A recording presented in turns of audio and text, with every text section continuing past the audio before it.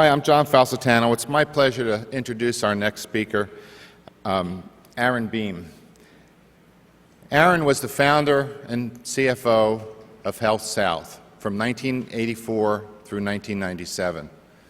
In 1997, when he left the company, Healthsouth had more outpatient rehab centers, outpatient surgery centers, and rehab hospitals than any other company in the nation.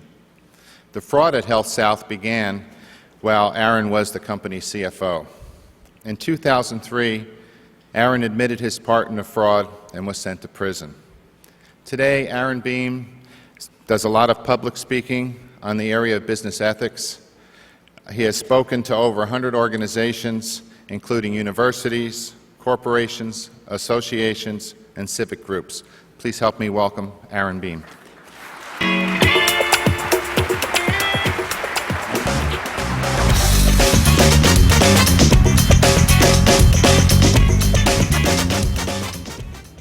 Well, thank you all for having me here today. This is probably the largest group I've ever spoken to, and a very impressive group. And for y'all to have me because of my background and everything to come speak, I'm very honored that you see fit to do that.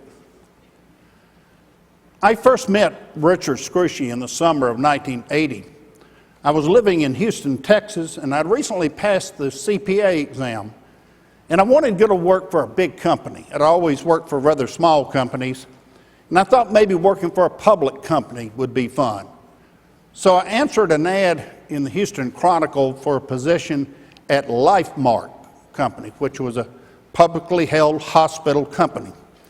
And I went in for the interview, and it was with Richard Scrushy. And I immediately knew I'd met somebody very different. All during the job interview, my head was just spinning.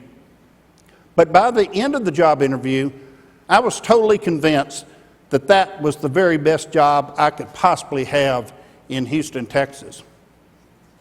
But as I was driving home, I just kept thinking about it. And by the time I got home, I told my wife, and what I told her has been quoted in the New York Times and the Wall Street Journal. I told her that I thought possibly I had met the most brilliant businessman I would ever meet, or maybe the biggest con artist I would ever meet. Richard offered me the job. I reported to work. Excuse me just a second.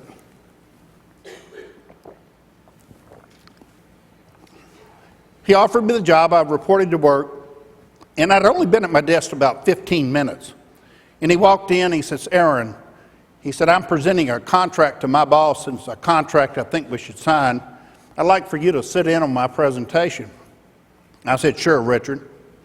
We went into his boss's office. He introduced me, and he said, "Aaron and I worked on this contract for hours last night." I hadn't worked on anything. But today I realize that he probably told that lie to size me up. Because Richard thinks 4 and 5 steps ahead of most people. And he wanted to see what a player I was being included in a lie. And I didn't think a lot about it. It was first day on the job, big company, thought he was trying to make me look good, and I sort of dismissed it. I worked for Richard for almost 4 years at LifeMark. LifeMark was a hospital company, but they also managed on a contract basis respiratory therapy, physical therapy, and pharmacy departments in other hospitals. Richard was a respiratory therapist, and he was very good at selling these contracts. He could go to small hospitals that were having trouble staffing these departments and walk out with all 3 contracts, and he was very good at managing people. He was very focused. Our division was very profitable. But I learned immediately that Richard had an ego like nobody I've ever seen, possibly an ego like you'll never see. In fact, Donald Trump does not have an ego compared to Richard Scrushy. I worked for him for almost 4 years, and one morning I come in, I pick up the Wall Street Journal, and it says, "LifeMark to be acquired by AMI, a much larger hospital company out of California." And they said they'd be closing the offices in Houston. And I thought, oh no, I'm going to be without a job. But what happens many times when large companies like this merge, Venture capitalists will approach the company that's being bought out, and clearly LifeMark was being bought out, to see if someone has an idea for a startup company. And Matt Mikowski from Citicorp Venture Capital contacted Bill Mackey, the chairman, and asked him if there was such a person. And Mr. Mackey said, Richard Screechy. Said, we made him a full vice president when he was only 26 years old. He's absolutely brilliant. And he's been talking to us about doing more things on an outpatient basis. Even early 1980s, the cost of health care was a concern to everyone. Ever since I've been in health care, people are concerned about the rising cost of health care. Richard's concept was, get the patient out of the hospital as soon as you can. In the early 80s, everything was done inside the hospital as inpatient. If you needed therapy after an accident, physical therapy, your physician kept you in the hospital longer and you received your therapy as an inpatient. Richard said, that's real expensive. Get the patient out of the hospital if you can. You eliminate the room and board portion of the bill. The therapists would rather work in their own freestanding center. They're kind of second-class citizens in the hospital. The doctors and the nurses are the face of the hospital, not the therapist. Richard was able to convince Citicorp Venture Capital to put $1 million into a startup company to open a chain of outpatient rehab centers. And he wanted me to be a CFO. He wanted me to join him in the company. And I really didn't want to. I wanted to kind of get away from Richard. I'd learned that he was abusive in the way he managed. He told lots of little white lies. But Richard is a very good salesman. He said, Aaron, put in $5,000. You'll get 100,000 shares in the new company. That's a nickel a share. He said, I'm putting in 25,000. I'll have 500,000 shares. And he said, you got to realize Citicorp is paying $1 a share for their 1 million shares. So your nickel today is already worth $1. I knew Richard could build a big company. I had no doubt about that. And I liked the concept that lowering healthcare costs was a good foundation to build a business on. So I made the decision to go with Richard. We moved to Birmingham, Alabama. Richard was from Alabama. And we opened our first outpatient center. And we tried to make it look like a fitness center. We did not want the patient to feel like they were back inside of a building full of sick people. And we charged less than the acute care hospitals did for the same procedure. And it worked. Our first center made a profit ahead of schedule. We raised additional venture capital and opened up more centers, and we were off and running. We also discovered as we went out trying to set up these outpatient centers that there was a need for rehabilitation hospitals. When we started the company, there were only 55 rehab hospitals. And people were learning that you could shift people out of acute care hospitals into specialty rehab hospitals and lower the health care bill. So we got into that business. Within a few years, it was apparent that outpatient surgery was going to be a big business. Years ago, a surgeon would not cut on you unless you were in an acute care hospital. Today, I would venture to say probably more than 50% of all surgeries are done outpatient. So that was Healthsouth's three main businesses: outpatient rehab, rehabilitation hospitals, and outpatient surgery. I came in one morning and Richard had already gotten in the office, and it was the first year we were open. We maybe only had about 10 or 15 employees. And Richard had drawn this stick figure image. And he gave us a pep talk. He had drawn this on a flip chart. And he gave us a pep talk about pulling the wagon.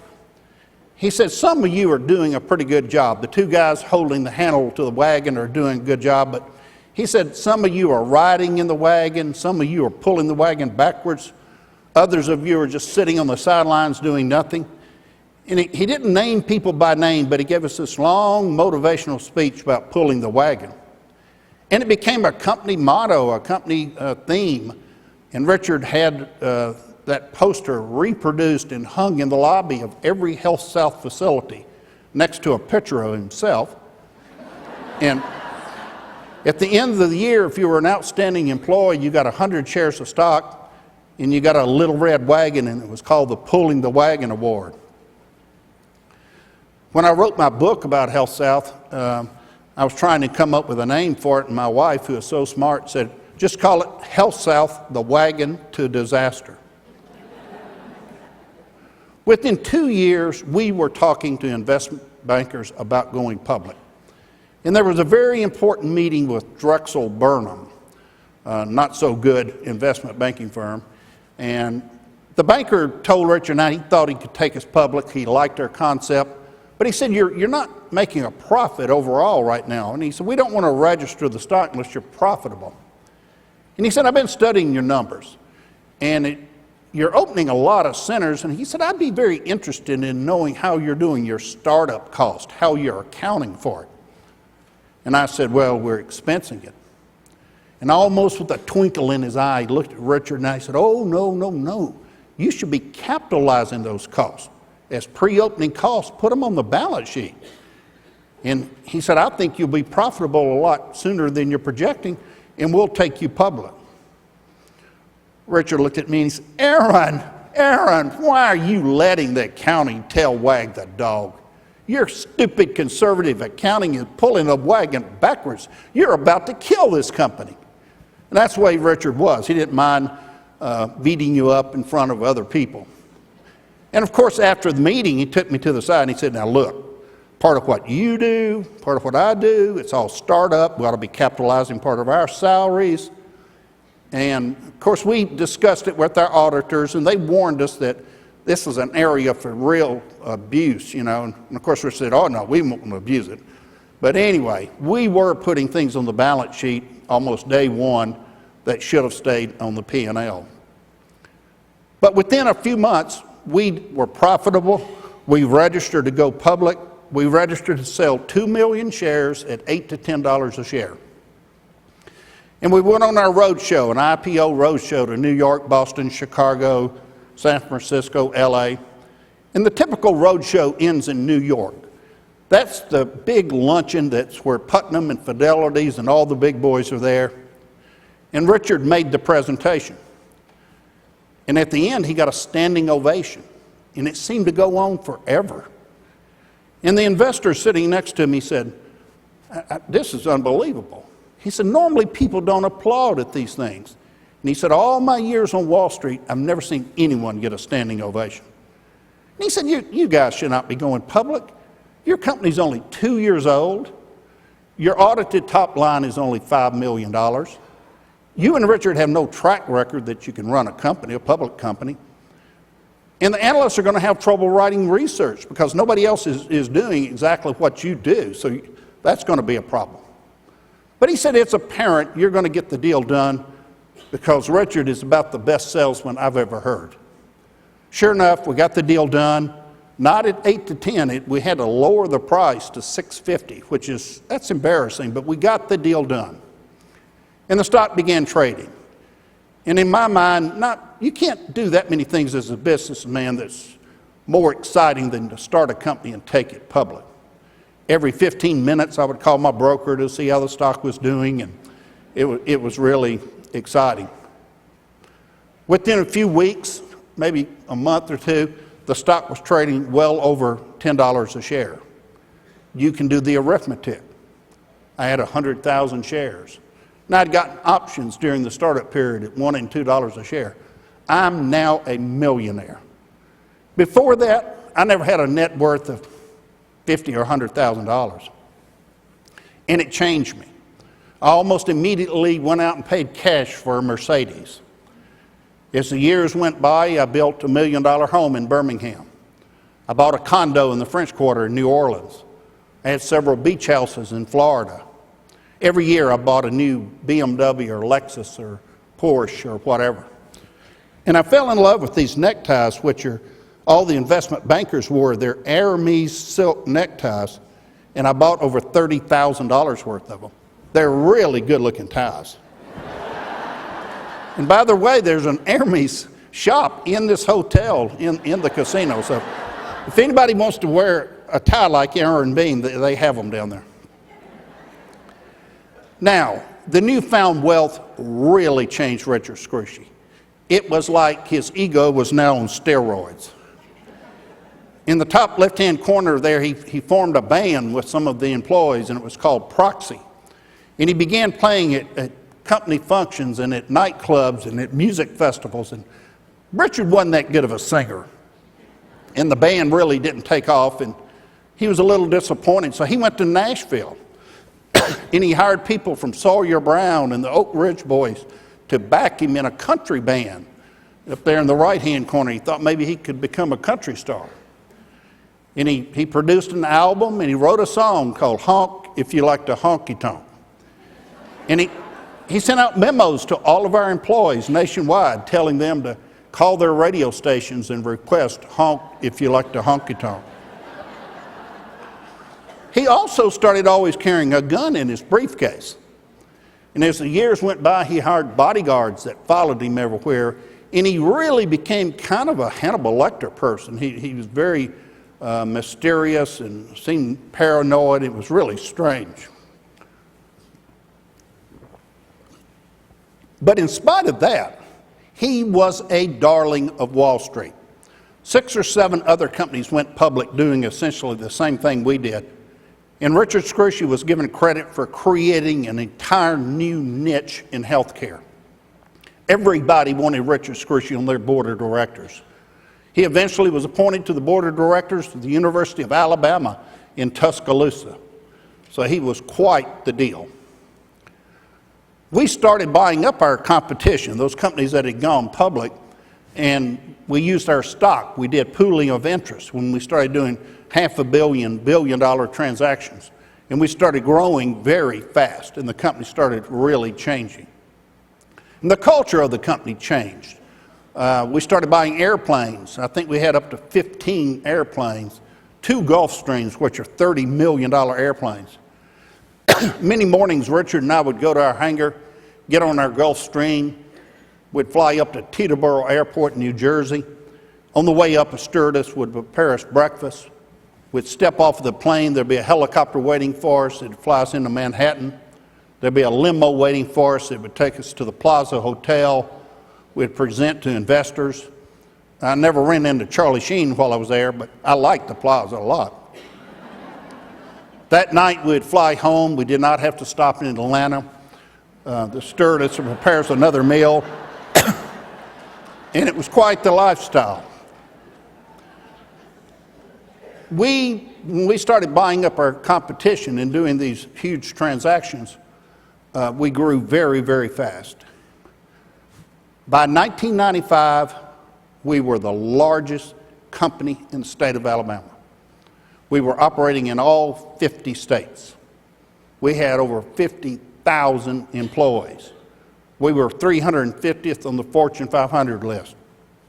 And I was a rock star in Birmingham. I could walk into any restaurant and I could watch. People would point me out. People would want to come up and shake my hand. I was the CFO and founder of Healthsouth. It was a big deal. What went wrong? What happened? It all sounds so good. What went wrong? Richard was greedy beyond belief. He told the Birmingham newspaper that he wanted to be a billionaire. He hoped he could be the richest man in the state of Alabama. And he understood that his wealth was tied to the stock market. And he gave himself enormous amounts of stock options every year. And we were in a stock market bubble, particularly a healthcare stock market bubble. And I estimated that his wealth in 1995, based on his public holdings, when Healthsouth stock was probably at its highest, that he was worth about $600 million, well on his way to being a billionaire. Now, Richard was the one that would meet with the stock analysts every year and ask them, what do we need to do next year in the way of earnings for you to keep a strong buy on our stock? And he'd be that blunt. He would ask them, they would tell him. And he would always say, we can do that. It did not matter what our internal projection showed. He always promised the street that we could hit whatever it took for them to keep that strong buy on the stock. It was okay for the first 4 or 5, maybe 6 years. Healthsouth was a very good company. We operated very good facilities. We aligned ourselves with the best orthopedic surgeons in Birmingham. Dr. Jim Andrews practiced at our facility. He's probably the best surgeon, orthopedic surgeon in the United States. He did Bo Jackson's hips, Troy Aikman. He was the doctor that told the New Orleans Saints that Drew Brees could still throw the football. But as you know, Medicare starts changing the rules when they see a very profitable segment. And Healthsouth was a very profitable company, and they started ratcheting down the rules, making our reimbursement tougher. And competition got better. People learn how you do things and they copy you. So it became more and more difficult to hit those earnings. So we started doing some not so good accounting. As you know, in healthcare, the big accounting issue is revenue recognition, which is the case in most businesses. You have HMO contracts, you have contracts with Medicare, Medicaid, you have lots of bad debts. So to book your revenue and corresponding receivables correctly is very difficult. So we would miss our earnings a little bit, and we would say things like, well, maybe bad debt expense isn't 10% of gross revenue, it's 8%. And when you take 2% off of several billion dollars, it does wonders for your bottom line. Was it fraud? I didn't feel like it was. We told our auditors, we told Wall Street, we had action plans to achieve those lower bad debt expense. Was it good accounting? No. You don't run your numbers and say, oh, these numbers stink. Let's just change the way we do our accounting. That's not good accounting. We also did some pretty screwy things when we acquired other companies and rolled their numbers into ours. We played around with their reserves for bad debt and what have you, so we could bleed it into our earnings. After a while, the street started picking up. Our days in AR were growing. Our cash flow didn't seem to match our earnings. And in the summer of 1996, we had missed our second quarter very badly. And Bill Owens, my chief accountant, we made the decision that we just could not do any more to the numbers. It'd be too transparent. So we went into Richard's office and we were explaining to him the situation. And his face started turning red and his eyes got dark and he began to twitch a little. And he said, guys, you've lost your minds. He says, there's got to be something you can do. You guys are smart. Y'all done things to the numbers before. He said, we can't report a bad quarter. The stock will crash. We'll be sued. Your stock options will be worthless. You won't be the rock stars in Birmingham anymore. And Richard truly is a cult type person. And just like the inspector was talking about, healthcare is the largest business in the world, in the United States. Richard said it's the largest business by far. We're barely in the acute care hospital business.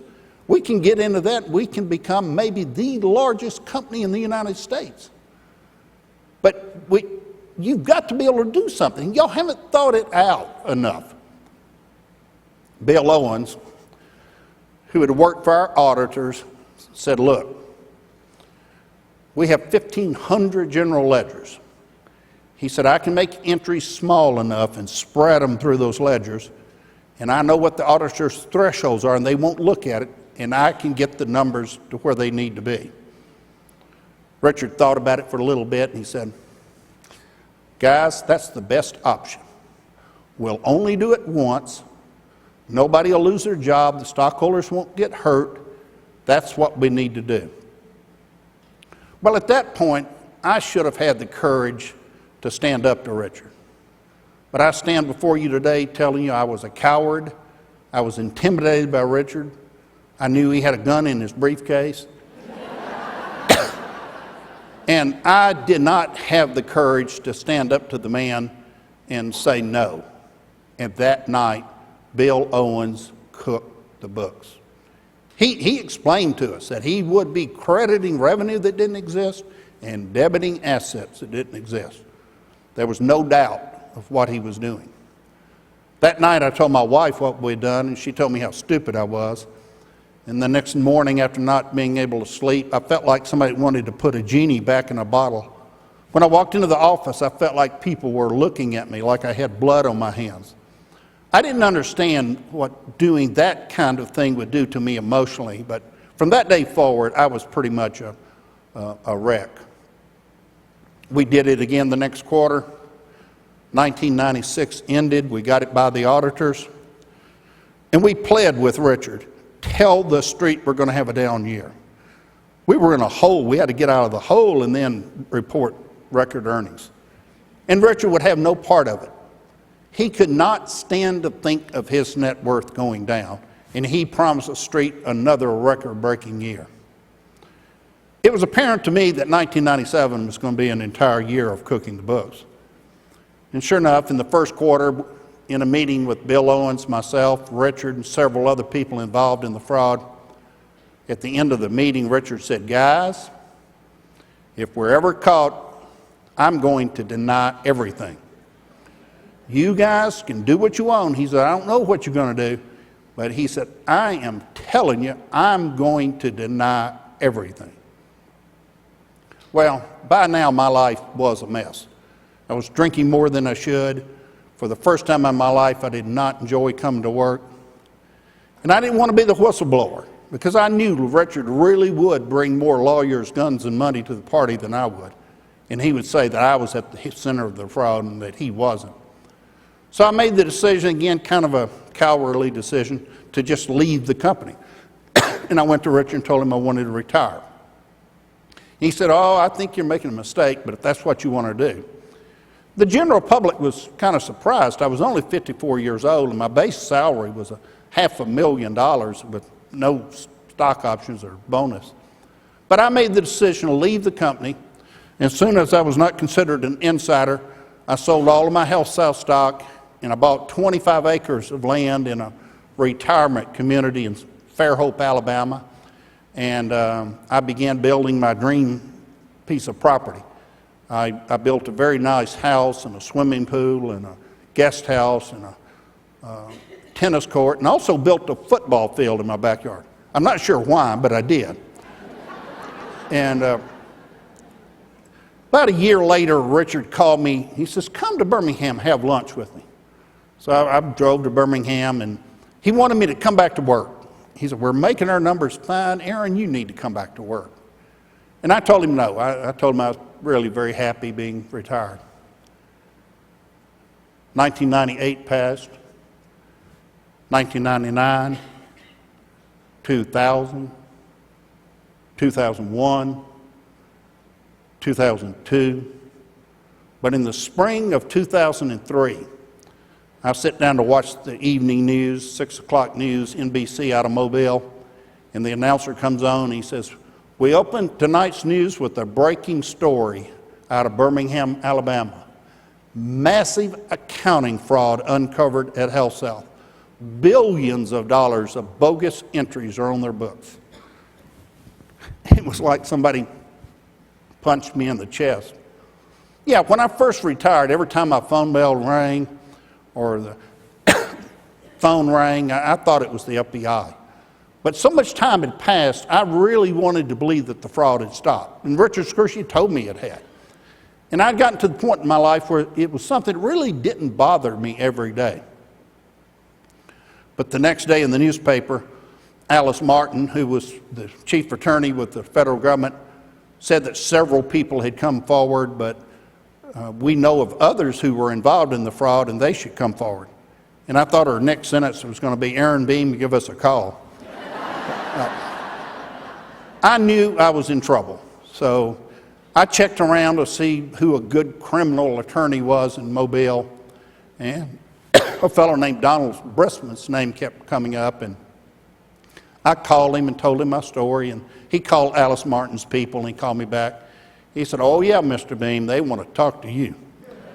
He said, you need to be in my office at 8 o'clock in the morning. So my wife and I drove there, and he gave me some good advice. The first thing he said, do not lie to me, do not lie to the federal government. He says, your former employees have told them you were involved, and the FBI has literally seized the Healthsouth building. He said, if you try to lie your way out of this, you're going to go to prison for a long time. By now, my wife was in tears, and I asked him if he needed a check as a retainer. And he says, yes. And he said, make it for $100,000. And I said, what? You got to be kidding me. And I have kind of an odd sense of humor as I was writing the check out. And he told me it wouldn't be the last check I was going to have to write him. But as I was writing the check, I asked him if I could get a T-shirt or something. And he actually gave me a coffee mug, and I refer to it as my $100,000 coffee mug. And I actually drink coffee out of it every morning. I dare say there's not many people in this room that have a $100,000 coffee mug. 3 days later, I'm in a federal building in Birmingham, Alabama, and I'm sitting across the table from 2 FBI agents, 2 agents from the SEC, and that's not the Southeastern Conference, several attorneys from Alice Martin's office, and I am a scared puppy. And I didn't feel like I did well because they wanted me to remember details. What did you say in 1996 when you first cooked the books? What did you say to Richard? What did Richard say to you? But I couldn't remember those kind of details. Much of it I probably wanted to forget. But at the end of the day, Jerry Kelly, the chief FBI agent, one of the scariest men I've ever met, he's about 6'5", 250 pounds. He told me he felt like I had been truthful that day, and he said, that's good. He says, we'll be sure and let the judge that sentenced you know that you were truthful. And he said 17 or so people had come forward, admitted they were involved in the fraud, pled guilty, as I did that day. He said only one key person denies knowing anything about it, Richard Scrushy. And we'll have to take Mr. Scrushy to trial, and we want you to be a witness. And they explained to me it wasn't deal-cutting time like rat Richard out and you don't go to prison. It wouldn't play out like that at all. Well, this is 03. The trial didn't begin until 05, and they would not sentence me until the trial was over. So I had 2 years that were very dark, my wife and I. I knew I possibly could go to prison for 25 years. And my attorney explained to me that the government would take a look at my personal balance sheet and take most of it. Excuse me. I always do this when I speak. I don't know. You guys are making me nervous.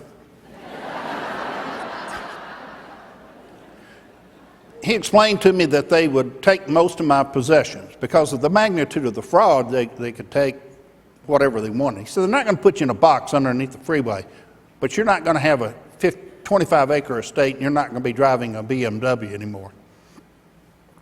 During this period, Richard Scrushy went on the offensive. He left the church that he belonged to, and he joined an inner city church. And he gave that church $1 million. He also started preaching. He actually, I think, bought a TV station in Birmingham. And at 8 o'clock in the morning, he and his wife began preaching. You can see him down in the bottom right-hand corner there, preaching with another minister. He spent $20 million on his legal team. He hired a jury selection firm like in the movie Runaway Jury. He had a publicist. And about once a week, they would pray on the courtyard steps. He also, every day when he was in the courtroom, held a Bible. His wife held a Bible. The ministers held Bibles. I thought it was laughable. I thought he was trying to, taint the jury pool. I didn't think it would work. Now, the government wanted me to be the first witness. There were 4 CFOs after I left, but they felt like I was the most professorial, and I could explain to the jury what are earnings per share, what are street expectation, what's a balance sheet, all these kinds of things. So they put me on the stand. I'm trying to make good eye contact with the jury, and they're falling asleep. They're bored. They don't understand it. They're not interested, and they're literally falling asleep. Now, Richard's attorney has been telling everybody that he wanted to make it fun for the jury. He did not want to bore the jury with this kind of stuff. And sure enough, he got me on the stand, and very soon after getting me on the stand, he says, Mr. Beam, "You've had an extramarital affair, haven't you?" And I said, "Yes." I was under oath and I was not going to lie. The next day, my wife wanted to come into the courtroom holding a sign saying she still loved me, and we've been married 42 years. And I've since learned that he's on his fourth marriage, but I digress. He then gets in my face, he says, "Mr. Beam, when you went to New York City and presented to investors, you lied, didn't you? Mr. Beam, when you presented the numbers to the board of directors and stockholders, you lied, didn't you? Mr. Beam, you are a cheat, you are a liar, you lie so much you don't know when you're telling the truth." I looked at the jurors and their eyes were this big. They were having fun having this lawyer call me a cheat and a liar. It was great entertainment. The trial went on for almost 6 months. The jury deliberated for 6 weeks. Not guilty, all charges. The legal community throughout the United States could not believe it. This was the first Sarbanes-Oxley case tried. Enron, WorldCom, Tyco, Martha Stewart, they all went to prison, but not Richard Scrushy. Within a few days, Richard Scrushy held a news conference and said he would be flying to Houston to advise Ken Lay on how to conduct the Enron trial. The Birmingham newspaper interviewed some of the jurors and asked them, how did they find Mr. Scrushy not guilty? And some of them said, "Well, it seemed like those CFOs were liars, and Mr. Scrushy seemed like a nice Christian man." Unbelievable. I cried when, I did, I just literally cried when that happened. And not a lot of people know it, but interestingly, we had officers and directors insurance. So Richard's $20 million legal fees were paid. And they were paid primarily to a firm where his son-in-law worked. So Richard literally, in terms of keeping money in the family, made a profit off of his trial. 3 months later, I was sentenced to prison. And I got only 3 months. And to this day, I'm not sure why I got such a light sentence, but I am human and I didn't volunteer to go to prison longer than I had to. I was sentenced to a federal minimum security prison on an Air Force base in Montgomery, Alabama. And I don't know how many of y'all have been in prison, you're thinking about doing something to put you in prison, but you better hope you qualify for a federal minimum security prison. It's not that bad. No one with any violence in their background is sent to a prison like this. So first night when I took a shower, nothing happened, so I was okay. The worst thing about the prison was the food. The budget to feed us was $3 a day, not a meal. And somewhere on this Air Force base, they had a warehouse full of canned peaches. And every morning for breakfast, we were fed canned peaches and grits. No eggs, no bacon, canned peaches and grits, day after day. After about a week, I got the right to call my wife, and I called her, and I was telling her how bad the food was, and I went on and on about it. She listened, and finally she said, "Aaron, you're in prison." So I didn't complain to her anymore. A lot of interesting people in a prison like this. No one with any violence in their background is sent there, but there are accountants there. 3 beds down from me was a thoracic surgeon who had cheated the Medicare program. There was a DME dealer from Miami, several beds down. But he says all the things that were done by his underlings, he knew nothing about it. Sounded familiar. If you're a drug dealer and you don't use a weapon, you don't have violence in your background, you can go to a prison like this also. So it was about 50% nonviolent drug dealers and 50% traditional white-collar criminals. I was there during football season, and one night the LSU football game, which you may have picked up that I'm an LSU fan, was going to be televised. And I was going to watch the game in the lobby of the barracks. Well, I went in to watch it, and the lobby was full of nonviolent drug dealers from Miami. And they were watching the Miami Hurricanes play. And they said, "Oh no, Pops." I'd never been called Pops before in my life. They said, "Oh no, Pops, you're not going to watch your Tigers play. We're going to watch our Hurricanes play."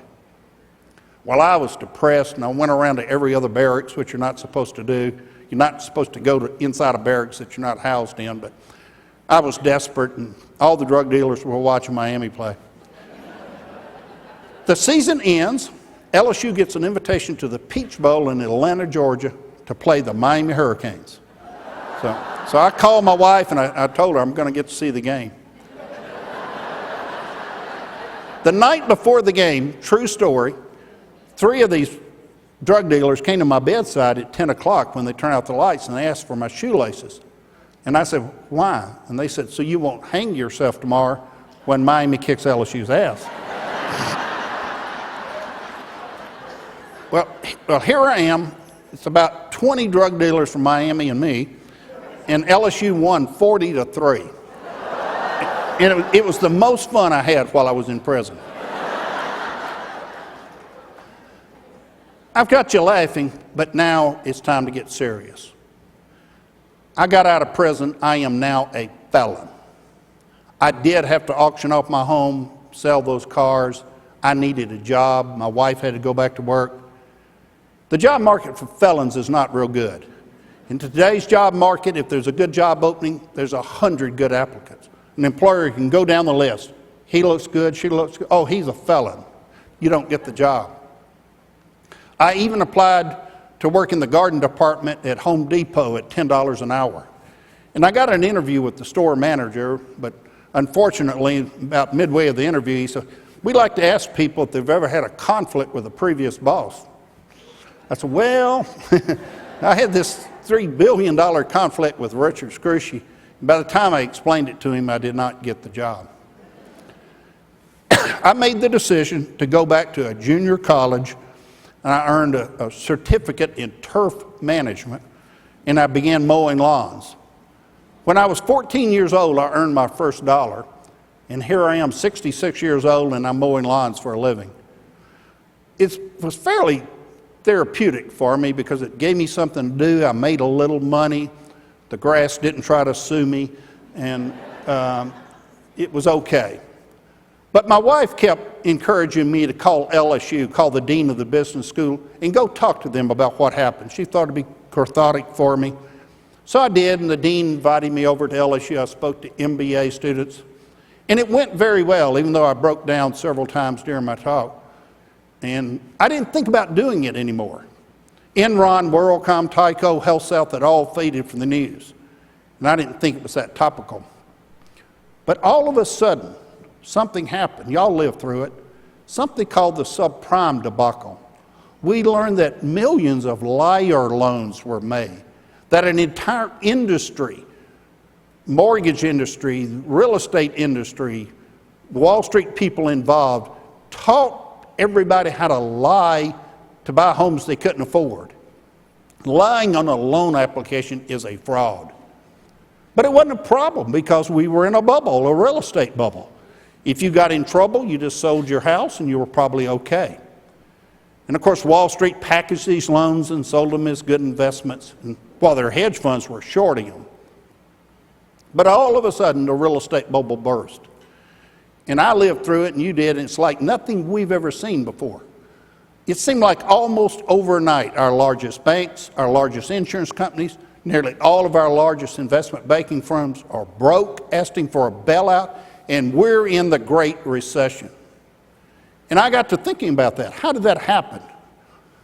It happened in large part just like Healthsouth. We were greedy at Healthsouth. It was fun buying these Hermes ties and driving those nice new cars every year. And everybody in the real estate industry was making a lot of money. It was greed-driven. And I got to thinking about it, well, maybe the universities that turned out business students didn't turn out such a good group of business students. And I started contacting universities, and I discovered that they were scrambling to start teaching ethics in their curriculum. And I began speaking at lots of universities and in groups like this. And today, I actually have sold my lawnmower, and I do this as a living. It pays better, and it's a lot cooler, particularly in July and August. Something is wrong with our culture. There's this pervasiveness of everybody's doing it just to make money is really wrong. In 1806, Webster's published his first dictionary, and the definition of success then was being generous, prosperous, healthy, and kind. Today, that definition is the attainment of wealth, fame, and rank. Having a bigger car or a bigger house and more cars than your neighbor when you're up to here in debt is not success. We need to go back to the 1806 definition of success. Now you might say, and a lot of people do, you can't teach ethics. People are either ethical or you're not. I've studied this and I don't believe it's that black or white. It's a matter of training.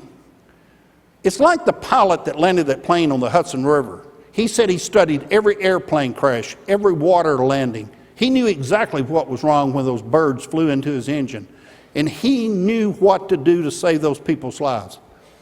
I tell college students that they need to study Enron, WorldCom, Tycos, because there are ethical dangers out there that they don't recognize them.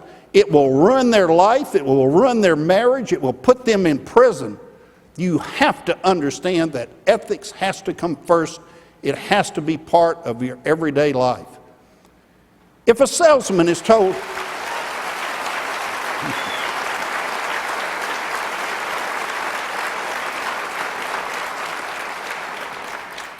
thank you. If a salesman is told 8 times a day, make your numbers, and once a year at a conference he's told, now do it honest, don't break any rules, what is he going to do? People do what they're trained to do. And if you're trained to cheat and do anything to make your numbers, that's probably what you're going to do. Very quickly, I'd like to talk about a book written by Dr. Mary Ann Jennings out of Arizona State University. The book is about the 7 signs of ethical collapse. And the first sign is the pressure to make those numbers. That was the thing at Healthsouth. We were always pressured to make your numbers. And when at the tone of the top is make your numbers, and with no regard for ethics, that's a problem. Fear and silence. There was a lot of fear and silence at Healthsouth. Richard was a scary person. But in general, people are afraid to not do what their boss asks them. They don't want to lose their job. And if their boss asks them to do something and tells them it's okay, they may very well do it. You might think my entire speech is a bashing of Richard Scrushy, but it's very seldom that the CFO starts a fraud. It's usually a bigger-than-life CEO that can manage and control people and get what he wants. This one is pretty obvious, but it was amazing. Healthsouth had a very weak board of directors. In fact, Dr. Jennings said it was the weakest board of directors she had ever seen. Richard just fired any director that disagreed with him. Conflicts. I was given stock options and loans to exercise my stock options. We did business. We bought materials from our board members. Innovation like no other. The innovation like no other at Healthsouth was that earnings went perfectly straight up for 10 years. The last sign is kind of the most interesting one. Goodness in some area atones for evil in others. People like Richard Scrushy never buy into their company being a public company. In his mind, it was still his company. And he gave the company money away so that he could get his name on libraries and junior colleges and all. And this brings me to my final Scrushy story, and it's the best one. Richard has actually been married 3 times, and his 3rd wife is a trophy bride, and she graduated from Troy University in South Alabama. And they were trying to become a Division I football school. And they needed to enlarge their stadium and sell more tickets. So Healthsouth gave them the money. Well, the stadium was named the Richard M. Scrushy Football Stadium. But Richard required the band at halftime play Honk If You Like to Honky Tonk.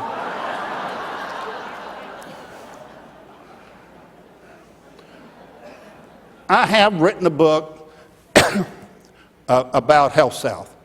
And a lot of people, and you might say, well, look at Aaron Beam. He's up here preaching ethics, and he's trying to get rich off of his crime. Well, I did not get a publishing deal. I printed the book myself. And the reality of you writing a book and it making you wealthy is about as likely as you being struck by lightning while you're on your honeymoon with George Clooney. It's not going to happen. I wrote the book. For once, I wanted to stand up to Richard Scrushy and let everybody know what really happened. Even today, the media has to say Richard Scrushy allegedly. Well, I don't have to say allegedly bullshit because I know what happened. And I wanted to write the book.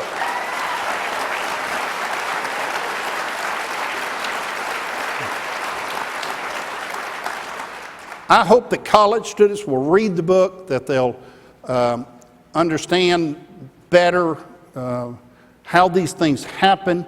You have to constantly keep understanding these things. Like people that go to church every Sunday, they do it to reinforce their religion. We have to constantly keep trying to do a better job of understanding how these things happen. Because it's out there. It's out there, and you just have to understand that it is. Do we need more laws? Yeah. But my final comment is that you've got to change the culture. And we can change the culture. And let me give you a good example of it. When I was a little boy, both of my parents smoked. They would smoke in the car. And when I was in the car, Saturday nights, my aunts and uncles would come over and the house would just fill up with smoke. Both of my parents eventually died of emphysema. But when I got out of college, you went to work in an office and there were ashtrays on every table, every lobby. You can't watch a Turner Classic movie for more than a minute and not see somebody offer another person a cigarette. I can't even picture Humphrey Bogart without a cigarette in his hand. But over time, we have changed our culture so that smoking is not just a generally accepted thing and everybody is doing it.